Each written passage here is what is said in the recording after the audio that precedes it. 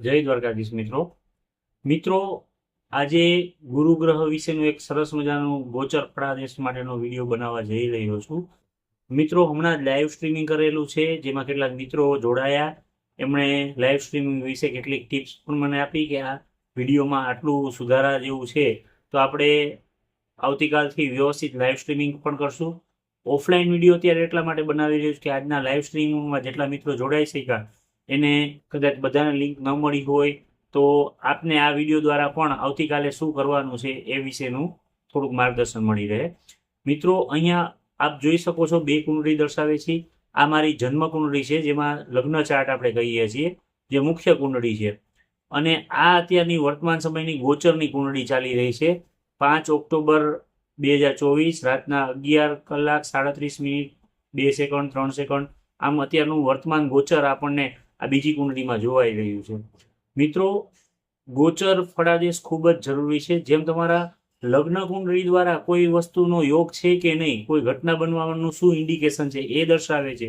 એ જ રીતે વિષોત્રી મહાદશા, અંતરદશા, પ્રત્યંત દશા અને ગોચર, આ ત્રણ વસ્તુ ભેગી કરી અને પછી પણ કોઈ પણ પ્રકારનું ફળકથન અથવા કોઈ ભવિષ્યવાણી, આપણે તો જોકે ભવિષ્યવાણી કરતા જ નથી, પરંતુ ફળકથન કે આવું થઈ શકે, સંભાવના આ વસ્તુની વિશેષ છે એવું આપણે નિર્ધારણ કરી શકીએ છીએ.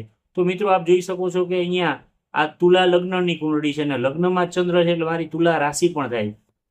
જરૂરી નથી કે મારું નામ તુલા રાશિ ઉપરથી જ થાય, અથવા ચિત્ર નક્ષત્રના ચોથા ચરણમાં મારો જન્મ છે તો આપણે એના ઉપરથી નામ પાડી શકીએ. મારું નામ વિશ્વાસ છે તો એ ખરેખર ર અને ત ઉપરથી, અને જો ચિત્રા નક્ષત્રના ચોથા ચરણ પ્રમાણે રી ઉપરથી નામ રાખવું તો વધારે યોગ્ય હોય. પણ માતા પિતાએ જે નામ આપેલું છે વિશ્વાસ, તો એવું નથી કે મારે આ વૃષભ રાશિનું પણ ફળ ભોગવવું પડશે. મારે મારા જન્મ સમયના જે ચંદ્ર રાશિ છે, જે નક્ષત્ર છે, જે આ તુલા લગ્ન છે, એનું જ સૌથી વધારે ફળ ભોગવવાનું હોય છે. આ લગ્નથી મારે જોવાનું છે કે ગુરુ મહારાજ છે એની કઈ કઈ રાશિઓ મારા કયા ભાવમાં આવે. ગુરુ મહારાજની બે રાશિ છે, એક છે ધન રાશિ અને એક છે મીન રાશિ. ધન રાશિના નંબર છે 9 અને મીન રાશિના નંબર છે 12. તો અહીંયા તમે જોઈ શકો છો કે અહીંયા 9 નંબર લખેલા છે, અહીંયા 12 નંબર લખેલા છે. તો આ બે ગુરુ ગ્રહની રાશિ છે. હું આ પહેલા ભાવથી જોઉં તો આ પહેલો ભાવ, બીજો ભાવ ને ત્રીજો ભાવ. તો ત્રીજા ભાવમાં મારે ધન રાશિ આવે છે, ચોથો ભાવ, પાંચમો ભાવ ને છઠ્ઠો ભાવ. આમ એન્ટી ક્લોકવાઇઝ આપણે જોવાનું હોય છે. તો અહીંયા છઠ્ઠા ભાવની અંદર 12 નંબર આવ્યા છે. તો અત્યારનું જે ગુરુ ગ્રહનું વક્રી થવું અને ઈ ગોચર છે એ મારા માટે આ બે રાશિને ખાસ અસર કરશે. પછી ગોચરમાં અત્યારે જે વૃષભ રાશિની અંદરથી પસાર થઈ રહ્યા, તો આ જગ્યા ઉપર સૌથી વધારે ફળ આપશે. અને જ્યાં મારા જન્મ કુંડળીના જે ગુરુ મહારાજ જ્યાં વિરાજિત છે એ સ્થળને લગતું, એ ભાવને લગતું ફળ આપશે. તો આ 4 જગ્યા ઉપર અત્યારે સૌથી વધારે અસર થશે. આ ઉપરાંત એ જન્મ સમયના કુંડળીના આધારે જ્યાં બેઠા છે ત્યાંથી જ્યાં દ્રષ્ટિ કરે, ગુરુ મહારાજની 3 દ્રષ્ટિ છે, 5મી, 7મી ને 9મી દ્રષ્ટિ. 5મી દ્રષ્ટિથી લગ્નને જોવે, 7મી દ્રષ્ટિથી ત્રીજા ભાવને અને 9મી દ્રષ્ટિથી 5મા ભાવને.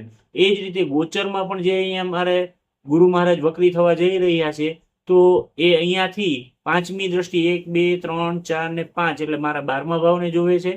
6ઠ્ઠું ને 7મું સ્થાન એટલે આ 7મા સ્થાનને એટલે બીજા ભાવને જોવે છે. અને 8 ને 9 એટલે અહીંયા મારા સુખ સ્થાનને, ચોથા ભાવને પણ જોવે છે. તો આ થયું ગુરુની દ્રષ્ટિની વાત. હવે ગુરુ મહારાજ આજે 5 તારીખથી લઈ અને 9 તારીખ સુધી સ્તંભી થવાના છે.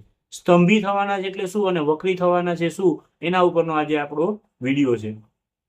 મિત્રો, આપણે જોઈએ છીએ કે બે બસ જો એક સમાંતર ઝડપે આગળ વધી રહી હોય ત્યારે આપણને જે બસમાં આપણે બેઠા હોય એમાંથી જોતા બીજી બસ સ્થિર થઈ ગયેલી લાગે છે. એમ અત્યારે પૃથ્વીની ગતિ અને ગુરુ મહારાજની ગતિ, ગુરુ ગ્રહની ગતિ, એ બંને સરખી સ્થિતિમાં છે. 3-4 દિવસ સુધી રહેશે એટલે આપણને એમ લાગે કે ગુરુ ગ્રહ છે એ સ્તંભી થઈ ગયા છે, ઊભા રહી ગયા છે, એવું આપણે જોવા મળે છે. ખરેખર આકાશની અંદર દરેક ગ્રહ છે એ ચલાયમાન જ છે. કોઈ ગ્રહની ગતિ સ્થિર થતી નથી, પણ બેની સ્પીડ સરખી હોવાના કારણે આપણને એમ લાગે છે કે ગુરુ મહારાજ સ્તંભી થઈ ગયા છે. અને થોડાક 4 દિવસ પછી પૃથ્વીની ગતિ એટલી બધી વધી જશે કે જેના કારણે ગુરુ ગ્રહ આપણને પાછળ જતા જોવા મળશે. તો આ ખરેખર ગુરુ કાંઈ વક્રી થઈને પાછળની તરફ રિવર્સ ગેરમાં હાલે નહીં, બરાબર. પરંતુ આપણે સમજી શકીએ કે આપણી સ્પીડ વધારે હોવાથી બીજું વાહન જેમ પાછળ જતું દેખાય એમ ગુરુ ગ્રહ પાછળ જતા હોય એવો, વક્રી થતા હોય એવો આભાસ થાય છે. આ સમયે ગુરુ ગ્રહ છે એ પૃથ્વીની સૌથી વધારે નજીક હોય છે, સૂર્યની સામેના ભાગમાં હોય છે અને એના લીધે એનું જે બિંબ છે ગુરુ ગ્રહનું એ એના કદ આપણી પૃથ્વીથી નજીક હોવાના કારણે આપણને વધારે દેખાય છે. જ્યોતિષશાસ્ત્રમાં એને લગતું એક ચેષ્ટા બળ એ ગુરુ ગ્રહને અત્યારે પ્રાપ્ત થાય છે, એટલે વક્રી ગ્રહ વધારે બળવાન બને છે.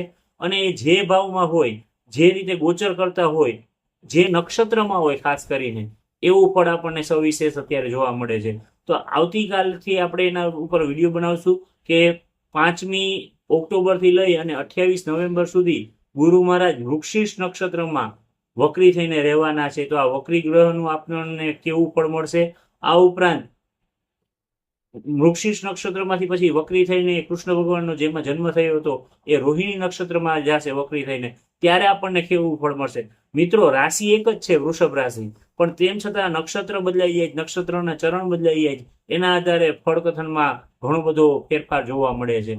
તો મિત્રો, કોઈ ચોક્કસ એક રાશિ માટે નહીં, પણ નક્ષત્રને ધ્યાનમાં લઈ અને સૂક્ષ્મમાં ગણિત કરીને આપણે વિડીયોઝ બનાવશું કે જેના કારણે આપ સૌને પોતાની કુંડળીની અંદર કેવી રીતે એનો અભ્યાસ કરવો એનો પણ ખ્યાલ આવે. તો આજના હોમવર્કમાં તમારે એટલું જ કરવાનું છે કે તમારે તમારી આ રીતની જે કુંડળી છે એ જોવાની છે. એમાં ક્યાં 9 નંબર લખ્યા છે, ક્યાં 12 નંબર લખ્યા છે, એ કેટલામાં નંબરનો ભાવ છે, અને તમારો ગુરુ મહારાજ છે તમારી કુંડળીમાં, જન્મ કુંડળીની અંદર કઈ રાશિની અંદર કયા ભાવમાં બેઠા છે એ પણ જોઈ લેવું.